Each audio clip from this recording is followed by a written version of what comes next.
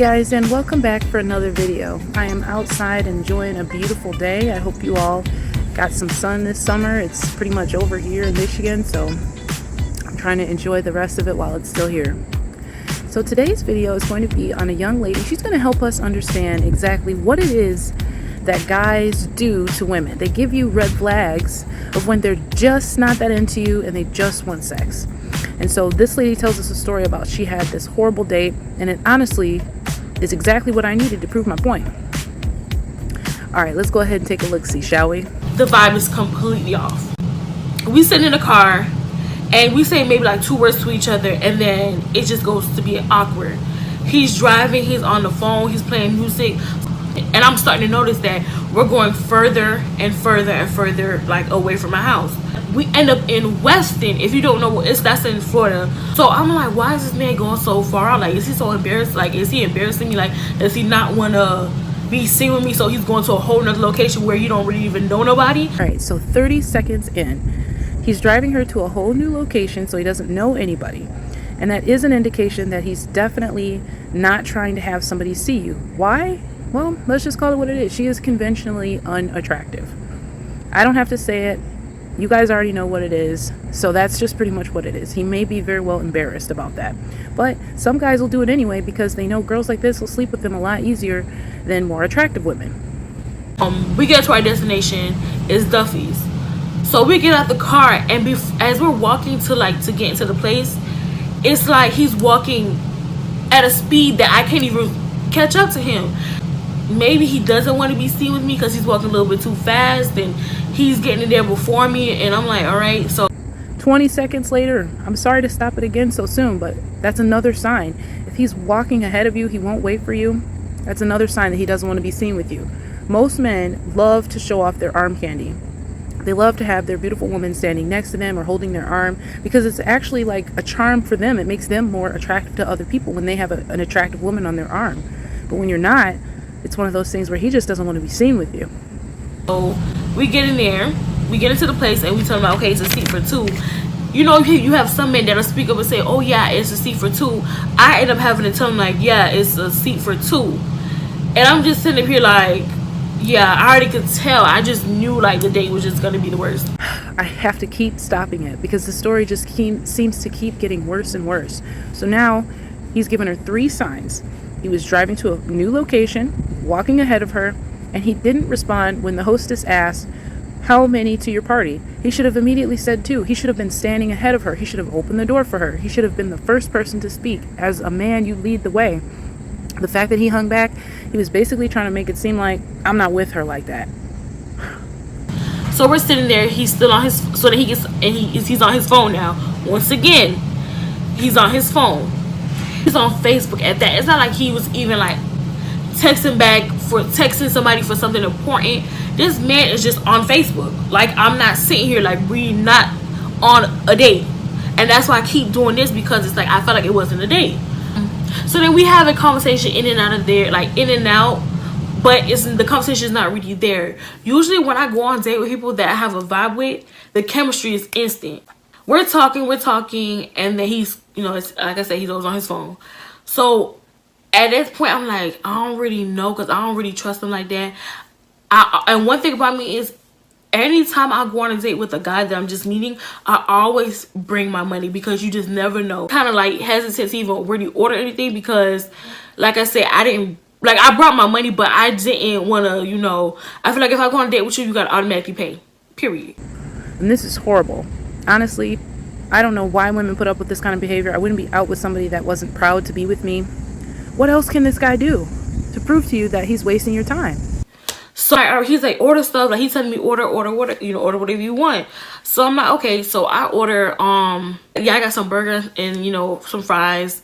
And he was like, you don't want a drink? You don't want, I'm like, all right, cool. I'm like, you know what? Maybe I do need a drink to make this night a little, you know, let it go smoother. And then after I drank those, because I was just drinking because I really wanted the night to just go smoothly. So I'm drinking or whatever. And now, as I'm drinking, I noticed, and he's drinking too, the conversation is getting a little bit better. So I'm like, all right. So then our food get here, we're eating and we're talking, and you know, now we're starting, like I said, you know, we're starting to get along, you know, the conversation is starting to be there.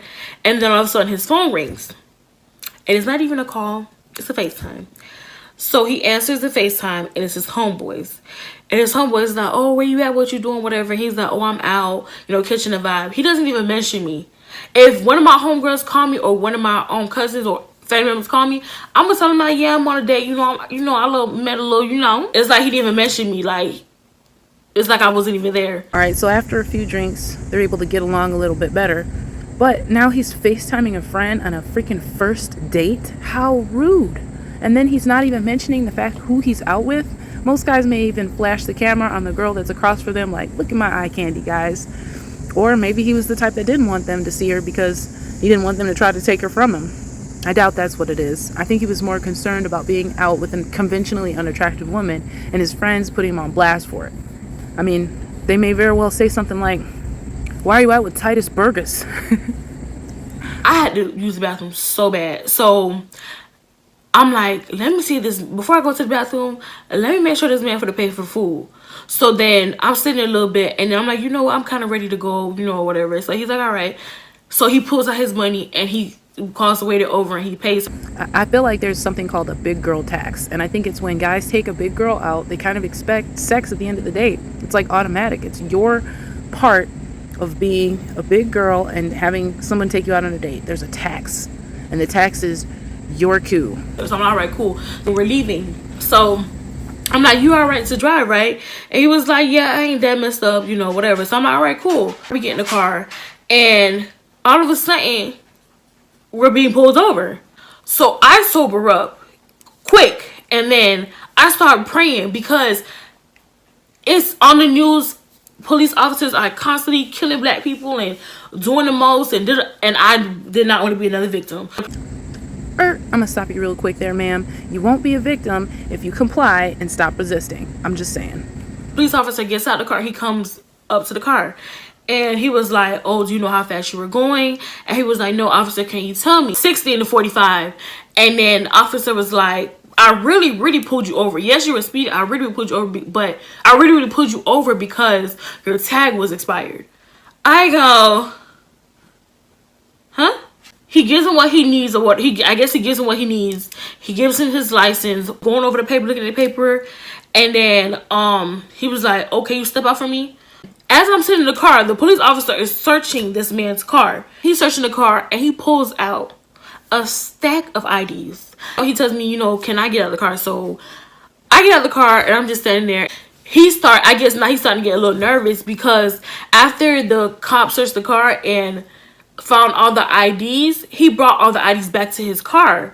So now he's pressing lady cop, like, what's going on? Like, what is he doing? What is he doing with the IDs? Da, da, da. He comes back out. He's like, oh, like, whose IDs are all these IDs? Like, he was like, yeah, those are my people. Da, da, da. He's like, all right, so call him.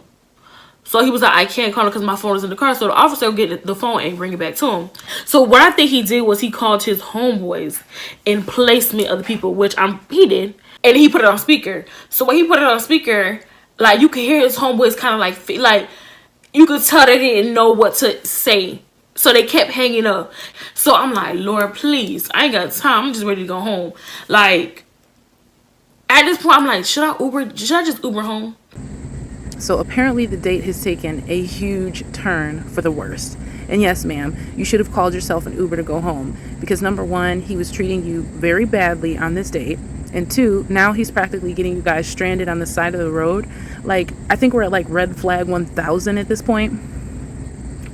I guess the officer pretty much was like, he just kind of gave up on all the IDs and just like whatever. He just stopped caring about it. So then he finally gets out of the car. He comes out of the car with at least 4 or 5 tickets. So I'm like, damn. So the officer finished up with him, and we get in our car. We get in the car, and I have to drive, so I'm in the passenger seat, and he's rushing me to leave. And I'm like, sir, like, I gotta adjust the seat. Like, you're tall as hell. I gotta reach the steering wheel. Like, if I can't reach the steering wheel, we're not going nowhere. So I adjust the seat, and I, scoot or whatever. So then I pull off. And like, he was like, oh, I didn't know. Like, he basically was trying to justify his actions, like justify everything that just went on. And I'm just like, I wasn't really trying to hear. And I'm like, oh yeah, okay, it is what it is. Like, stuff happens. All right. I was like, and I told myself, well, I'm not at this point. I'm just ready to really just go home. I got work in the morning anyway, so let's go home. And then he was like, oh, but I do gotta make a stop first because I gotta drop this food off. I'm like, do I like a chauffeur to this man? So he was like, you know, it's gonna be real fast. I'm like, all right, cool, whatever. So we drive to the homeboy house. I'm just waiting on him. He finally comes back out. And we leave. And now we go to his place. Now we get to his place or whatever. Yeah, he's just after the sex.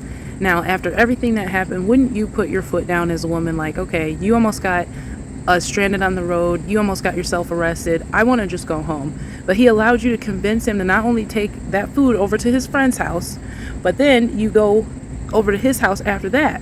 What would be even the point? You knew you were about to get smashed, and you're desperate. I'm sorry, that's some desperate crap. If a dude's like not even treating you right on a date, and all he did was take you out for burgers and fries, and you're gonna go home and give him yourself on a first date? Honey, you are so for the streets and so trash. I'm sorry. And you put a very bad name out there for big girls. And he was like, I'm gonna go ahead and grab something real quick and then we can go, whatever. I'm like, so I'm sitting there waiting for him. Then maybe like 10 minutes go by and he comes. He's like, oh, you want to come inside? So, you know, just chilling, watch a movie real quick. And then, you know, I can take you home right after, I promise. I go in the house and we watching a movie. We chilling. And then I end up falling asleep. I told you guys he's ready for his payment. He bit that bullet and took you out in public and out to eat and paid for your dinner. So now he's going to get his payment because, let's just be honest, there's probably not a whole lot of guys willing to do that. Because I was kind of tired and, you know, I was still kind of a little tipsy. So I ended up falling asleep. And in the midst of me sleeping, because it wasn't like a heavy nap, it was more like a cat nap. So in the midst of me sleeping, I hear like a truck outside, but I'm not thinking nothing of it. So I wake him up. I'm like, oh yeah, it's time for me to go now because, you know, I got work in the morning and I don't, you know, I can't spend the night because he wanted me to spend the night. He tells me, he wants me to spend the night, but I'm like, no, I can't spend the night. I love how she skips over the fact that she gave herself to this dude who treated her so wrongly on this date. No, ma'am, you know you got smashed. But I love how you just said you went to sleep. How many people actually believe that? Tell me in the comment section. So then we go outside. He puts on his clothes, whatever, put on his shoes. He's like, but I noticed the car's not there. So I'm like, sir, your car's not there. He was like, I hope they didn't tow it. And then I go to think about it. I'm like, that's what that loud noise that I was hearing that sounded like a truck. That's what that is. Let's go to Uber. It's like 10 minutes away. So I was like, okay. So then we walk into the front and he's speed walking in front of me, not even next to me, like not even like maybe like a few steps ahead of me. He is like speed walking in front of me like he's just trying to get it over with. And I'm just sitting here like, sir. Now the terrible date is over. He done got his coochie cooch and his car got towed. He's walking you to your Uber, which is so sad. I'm sorry. And he's still walking all ahead of you. Why? Because he doesn't even want the people at the apartment complex to know that he slept with you. I'm even worse because at this point I'm completely over it. I'm completely turned off. You more than likely you never hear from me again. We're just standing there. We don't say bye to each other. We don't say nothing. I just get in the car and he walks off. So I'm like, yeah. So then he has the audacity, you guys, to text me. So when I got that Uber, I blocked his number. Oh, best believe that. I am so sorry. I don't think it was necessary for her to block him. He probably wasn't going to call you back either, ma'am. He had got pretty much what he wanted. And most of the time, when you ladies let a guy sleep with you on the first date, you can pretty much expect that to be your last one because he got what he needed and got what he wanted. And he wasn't even like really that proud and happy to be out with you anyway. The whole date, he's practically ignoring you, walking ahead of you, trying not to be seen with you or noticed with you. Obviously, he just wanted to smash, and you got that. So there was no point in him to call you back. What, and risk you catching feelings, and now you're even latching harder like a weird succubus? You're already desperate. You guys tell me what you think in the comment section. Are women like this ever going to have a chance? If you want to accept morbid obesity, then you might as well go ahead and accept all the comorbidities that come with it socially as well. Like the fact that guys are just going to be using you. Anyways, guys, tell me what you think, and I will see you next time.